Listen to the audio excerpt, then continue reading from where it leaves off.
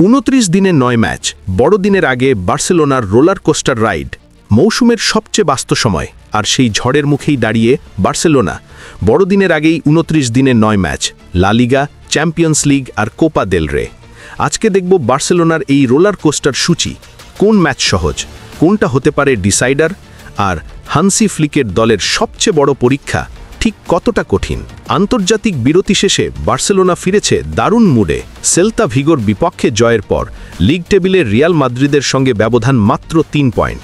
কিন্তু অনুশীলনে ফিরতেই সেই স্বস্তি উধাও, কারণ সামনে যে 29 দিনের ম্যাচ ম্যারাথন, তা সত্যিই বার্সার সিজনকে বদলে দিতে পারে। এই ম্যারাথনের শুরুটা কিন্তু বিশেষ আবেগঘন।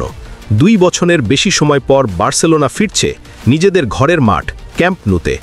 অ্যাথলেটিক বিলবায়ের বিপক্ষে এই প্রত্যাবর্তন ম্যাচে থাকবে সীমিত দর্শক, মাত্র 45,000-এর অনুমতি। রেনোভেশনের পর ঘরে ফেরা, এটা শুধু ম্যাচ না, এক ধরনের আবেগের জোয়ার। কিন্তু আবেগ থিতি আসতেই বার্সাকে আবার চড়তে হবে বিমানে। গন্তব্য লন্ডন। চ্যাম্পিয়ন্স লিগে গুরুত্বপূর্ণ ম্যাচ চেলসির বিপক্ষে। 2 দলই সমান পয়েন্টে 7। যে জিতবে সেই এগিয়ে যাবে নকআউটের পথে। তারপর আবার লা লিগা, আলাভেজ। কাগজে কলমে সবচেয়ে সহজ ম্যাচ। 2016 সালের পর আলাভেজ আর ক্যাম্প নুতে জিততে পারেনি, কিন্তু বার্সা জানে এখন 1 পয়েন্টও হাতছাড়া মানে টাইটেল রেসে বড় ধাক্কা। এরপর আসছে সবচেয়ে হাই ভোল্টেজ লিগ ম্যাচগুলো। লা লিগার 3, 4 এবং 5 নম্বর দল বার্সার সামনে দাঁড়িয়ে। 2 December Atletico Madrid, 6 December Real Betis, 21 December Villarreal.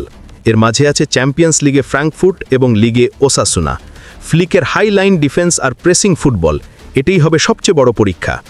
ডিসেম্বরের মাঝামাঝি যোগ হবে আরেক প্রতিযোগিতা, কোপা দেল রে। সেখানেও শিরোপা ধরে রাখার মিশন শুরু হবে। প্রতিপক্ষ কে হবে তা নির্ধারিত হবে ড্রয়ের মাধ্যমে। সব মিলিয়ে বার্সার সামনে সত্যিকারের ঝড়। এই 29 দিন স্বপ্নম হতে পারে, আবার দুঃস্বপ্ন। তবে একটাই জিনিস নিশ্চিত, এটাই বার্সেলোনার 2025-26 মৌসুমের ট্রুথ টেস্ট। আপনি কি মনে করেন, ফ্লিকের দল কি এই চাপ সামলাতে পারবে? কমেন্টে জানিয়ে দিন।